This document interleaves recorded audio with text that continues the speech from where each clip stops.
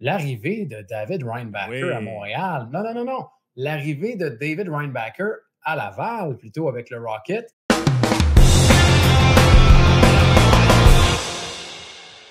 Moi, cette semaine, j'ai reçu beaucoup de commentaires comme quoi d'un choix 5e au total, il faut au moins que ce soit un Victor Edman éventuellement. Je suis tellement pas d'accord. C'est Victor tellement. Edman. Non, mais je parle en termes de production offensive. Tu sais. Moi, pour moi, si David Reinbacher est un Alex Pietrangelo, c'est un gigantesque coup de Oh, circuit. mais C'est un grand chelem. Parce oh, que oui. c'est faux que tu as à être un défenseur. Puis je comprends que dans les dernières années, Kel McCarr, entre autres, et Adam Fox sont venus un peu commencer à détruire la réputation du défenseur offensif strictement offensif. Adam Fox et Kel McCarr, un peu plus difficile cette année pour McCarr sur le plan défensif, mais c'est des gars qui sont capables de jouer de la défense. Pas comme Eric Carlson dans son prime, pas comme Brent Burns dans son prime. C'est des gars qui ont une utilité dans les deux sens de la patinoire. Et à cause de ça, on dirait qu'on s'imagine que tout le monde, faut qu'il soit capable de faire 80 points. Puis non, non, non, non, non. Je veux dire, Drew Doughty a fait une carrière Hall of Famer. Norris en touchant, je pense, une ou deux fois aux 50 points. Duncan Keith, pour moi, était le défenseur parfait qui ne faisait pas des saisons démesurées de points. Donc, je ne suis pas d'accord que même si tu es 5e au total, il faut que tu aies une récolte de points. Pour moi, la clé pour Reinbacher, c'est le jeu complet. Oui, j'accroche sur beaucoup de choses. C'est sûr que de nommer tous les noms que tu as quand même name-droppés dans les dernières secondes, c'est très flatteur pour David Reinbacher. Ça doit être un choix top 5. C'est des styles Je comprends de que jeu. tu ne le compares pas. Non, non. Mais même là, même à des styles plus diminués, sans que ce soit vraiment à connotation négative. Regarde Devin Taves, dans un style plus diminué. C'est parce que Ouais, c'est moins sexy ouais. de parler de joueurs comme ça, parce que sans manquer de c'est ça, respect à l'affaire. l'intelligence des auditeurs, tu veux nommer un joueur que le plus de gens connaissent pour être sûr que tu comprends le style de jeu. On va le voir se dessiner, puis on va pouvoir y aller de comparatif. C'est l'affaire, c'est que pour moi, David Reinbacher, de ce qu'on a vu, c'est un défenseur qui peut devenir un défenseur de première paire dans la Ligue nationale de hockey, qui est un défenseur qui a beaucoup d'outils dans son coffre. C'est un gars qui peut devenir très complet. Par la suite, est-ce qu'il va devenir méchant dans la Ligue nationale de hockey? Oui, c'est un gars qui a une bonne charpente, mais est-ce qu'il va utiliser son physique pour appliquer des mises en échec? Rappelez-vous qu'en entraînement, a quand même dit, c'est la première fois de sa vie qu'il avait vu une bagarre. Fait que, tu sais, ça ne veut pas dire qu'il va. C'est pas parce qu'il se bat pas qu'il ne peut pas être physique. Ça, c'est une autre nuance. Mais moi, j'ai des doutes sur sa récolte de points. Tu fais bien de le mentionner parce que souvent, on a souvent entendu Max à son repêchage. Ah, ben oui, c'est comme Moritz Seider.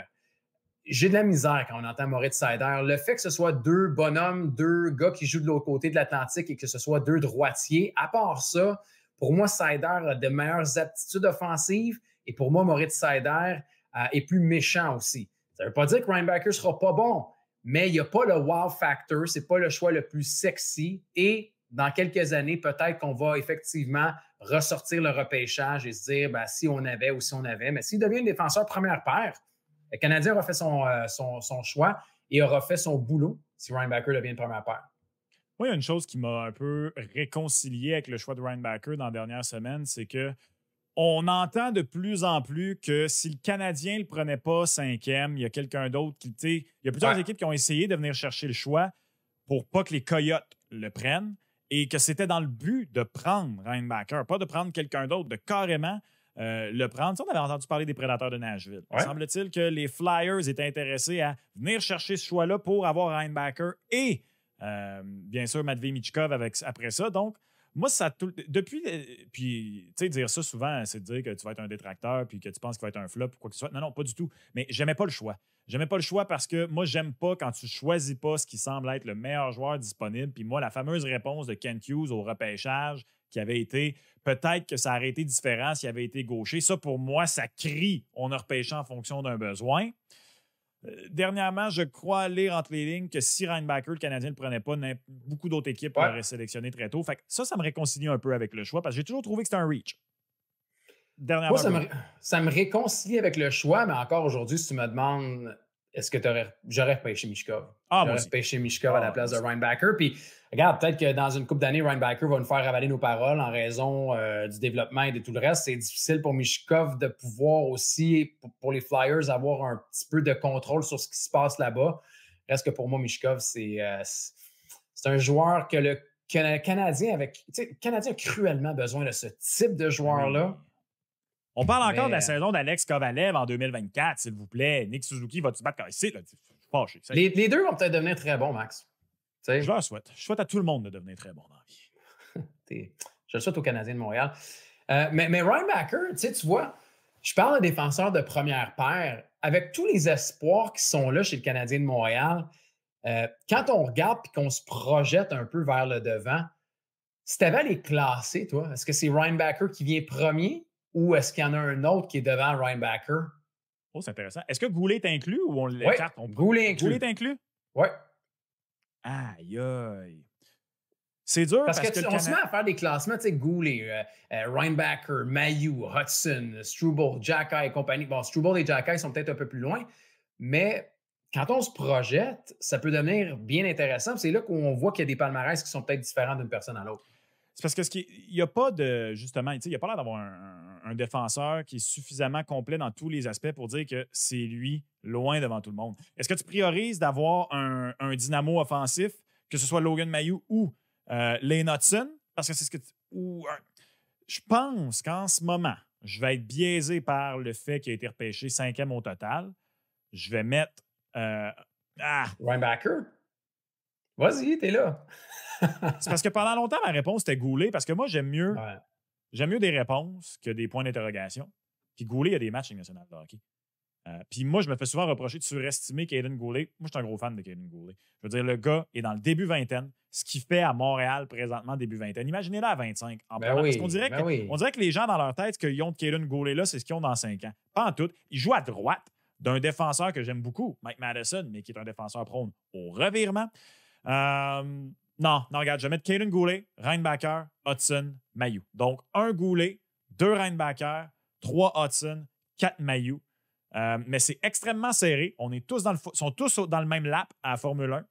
Et moi, il y a un gars qui est... Moi, mon meilleur culpa, c'est sur Logan Mailloux. J'ai jamais été convaincu sur ce gars-là en raison... Moi, ça m'inquiète tout le temps. Un gros bonhomme comme ça, qui n'était pas particulièrement bon en défense, qui domine le junior principalement parce que c'est un gros bonhomme. Et il s'est tellement amélioré sa première année professionnelle que ça, pour moi, c'est un gros wow factor. Fait que je me garde une petite gêne sur Mailloux qui pourrait continuer à bumper vers le haut. Moi, j'ai Goulet encore premier. J'ai encore Goulet premier pour, je dirais, pas mal les mêmes raisons que toi. Puis pour le fait que c'est un gars qui remplit tellement de colonnes et tu fais bien de le dire, j'en parlais avec Ryan Backer un peu plus tôt, puis je disais, ça va prendre du temps et soyez patient. Goulet est arrivé, puis il joue comme un vétéran. On l'entend depuis l'année passée. C'est un vétéran en Ligue nationale. On dirait que ça fait 10 ans qu'il joue dans la Ligue. Il ne joue pas de son bord en plus. Si ce gars-là est capable de continuer à grimper, parce que je pense que son plafond, moi aussi, est pas mal plus élevé, Caden Goulet n'est pas le défenseur numéro 1 à la Cale McCarr ou à la Quinn Hughes ou à la Adam Fox, comme tu dis. C'est pas un gars qui va avoir 70 points dans la Ligue nationale de hockey. Je pense même pas que c'est un gars qui va... il va peut-être pouvoir flirter un jour avec les 50 points, mais il est capable de t'amener pas mal d'autres choses aussi dans son jeu. Je mettrais Goulet premier, Ryan Backer s'il est deuxième, puis que lui aussi remplit bien les colonnes. Ça peut être 2 défenseurs assez complets, un gaucher, un droitier qui pourrait être bon pour le Canadien de Montréal. Et troisième, moi aussi, me surprend beaucoup.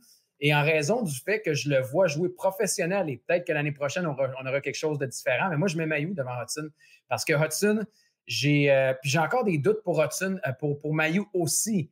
Mais si j'ai à les classer, pour moi, Mailloux est en avant de Hudson en raison du fait que sa stature, c'est un gars qui est plus méchant aussi, Mailloux. On connaît ses aptitudes offensives, tu l'as dit. Hudson, en tout cas, s'il est capable de le faire, bravo. Mais au niveau du coup de patin pour Lane Hudson dans la Ligue nationale de hockey, de pouvoir comprendre comment défendre face à des gars comme ça aussi, ça va prendre du temps. Si on est patient, il va peut-être se développer comme un joueur très bon. D'ailleurs, je ne sais pas si tu as attrapé le commentaire de Quinn Hughes hier qui a répondu un peu sur le développement de Lane Hudson en disant c'est pas à 21 ou 22 ans qu'on va pouvoir l'évaluer, c'est plus à partir de 24, 25, 26 qu'on aura les vraies réponses. Je trouvais ça tellement brillant de la part d'un gars comme Quinn Hughes qui a eu ce parcours-là et qui a sensiblement le même physique. Et lui non plus n'a même pas encore 24-25. C'est fou pareil. Tout jeune. Non, mais c'est drôle, hein, tu parlais, puis je me posais la question, est-ce que sur Goulet, est-ce qu'il peut être une version un peu plus petite de Mathias Ekholm, ce qui était pour les Prédateurs de Nashville? Souviens-toi du temps du fameux top 4 de Nashville. Yossi, Ekholm, Subban et Ellis. Puis tu sais, bon, justement, l'affaire, c'est que Yossi et Subban, c'est des Norris. Je pense pas que tu as Norris. Puis je pense pas que tu as aucun des deux, des gars qui peut avoir. Non, je pense pas que tu as aucun là-dedans qui peut être aussi bon que ces deux gars-là l'ont été. Mais si tu regardes en termes de style de jeu, les Prédateurs, c'était ça qui était intéressant. Ekholm était grand. C'est pas nécessairement. Ekholm n'a jamais été le gars le plus physique, mais bon défensivement. Piquet, un gars super offensif. Il y a aussi un gars super offensif. Et Ellis, même s'il était plus petit, c'est quand même un gars très respectable défensivement, qui avait un petit côté hargneux à son jeu. Très, très offensif dans le junior avec les Spitfires, mais beaucoup moins dans la Ligue nationale. Et lui aussi avait un jeu plus balancé. Donc, derrière, deux gars très offensifs, il y a aussi Subban. Est-ce que ça peut être Hudson et pas Reinbacher, pardon, Mailloux et justement Ekholm et Goulet, puis en version beaucoup plus grande, Reinbacher est ton autre défenseur plus défensif. Moi, je trouve ça quand même cool, les styles complémentaires là-dedans. Je pense qu'il y a beaucoup de partisans du Canadien de Montréal qui sont. Pas qui sont. Tu sais, tu as besoin. On parlait du wow factor. Les gens ont soif, ont faim de ça. Tu sais, on pense encore à Piquet Subban qui a marqué l'imaginaire avec le Canadien de Montréal. Tu as parlé d'Alex Kovalev. On veut ce prochain joueur. Fait que c'est sûr qu'un gars qui a un profil comme Lane Hudson ou un Logan Mailloux, c'est pas mal plus attirant qu'un Reinbacher ou même à la limite un Caden Goulet parce que Mailloux et Hudson, c'est des gars qui ont quand même le potentiel de pouvoir pivoter une première vague en avantage numérique. On aura nos réponses dans quelques années. Mais les gens aiment ça. Puis, tu sais, en fait, je te pose la question parce que là, je te prends peut-être un peu les pieds plats, comme disait Claude Julien, là, mais moi, il y a quelque chose qui revient beaucoup dernièrement que j'entends, c'est que je me fais dire, Mailloux, si ça n'avait pas été de son histoire, c'est démêlé avec la justice, il sortait 10e, il sortait de top 15. Moi, je me dis, semble que vraiment pas. Il me semble qu'il était classé entre 20 et 30. C'est pas qu'il serait sorti plus tôt. C'est que le Canadien a surpris parce que peut-être des équipes tout juste devant le Canadien qui ont fait, ben là, nous, il a dit de pas le repêcher, on ne l'a pas repêché. Il me semble, dans mon souvenir, ça ne l'a pas fait descendre au repêchage. Ça a juste été une surprise que le Canadien ne respecte pas sa demande parce que me semble qu'il était classé dans ces eaux-là. Il était classé dans ces eaux-là. Puis après, est-ce qu'il y a des équipes. Non, mais est-ce qu'il y avait des équipes qui l'avaient top 10? Ça, je ne peux pas te le dire. Mais je peux te dire une chose. Il y a des équipes qui l'avaient en deuxième ronde. Et pas en raison de ce qui est arrivé. C'est ça, je pensais. Donc après, il faut que vous vous replaciez également dans la période COVID où c'est vraiment pas le même échantillon que pour une année normale dans le hockey. Tu évaluais de ta maison les recruteurs. Ben oui. Puis ça, ces repêchages-là, ces 2-3 repêchages-là, dans, mettons, 5-10 ans, on va les ressortir puis on va se dire, mais qu'est-ce que c'est que ça, ce vol-là en 5e ronde puis 6e ronde? Tous les recruteurs à qui on parlait nous disaient la même affaire. On essaie de faire le mieux qu'on peut avec ce qu'on a. Et il va y avoir malheureusement des flops, comme il va y avoir des grands chelems dans ces repêchages-là parce que l'échantillon n'était pas ce qui est dans une année normale. Ouais. Mais même Goulet, c'était 2020, non? C'était oui. C'était 2020, parce que 19 c'est Caulfield. Fait que 2020, c'est Goulet. Ouais. Puis moi, je me souviens, le lendemain, Tourigny, en entrevue, qui dit, moi, ce gars-là, j'aurais été prêt à le repêcher top 10. Wow! Tu sais? Ah non, puis même entre les lignes, on entend que le Canadien de Montréal l'avait même plus haut que 16e Goulet. Là. Sur sa liste, il était plus haut. Donc, tu sais, des fois, quand on aime un joueur, on y va. On l'a plus haut sur les listes. Ah, que c'est beau, ça, c'est poétique. C'est un bon...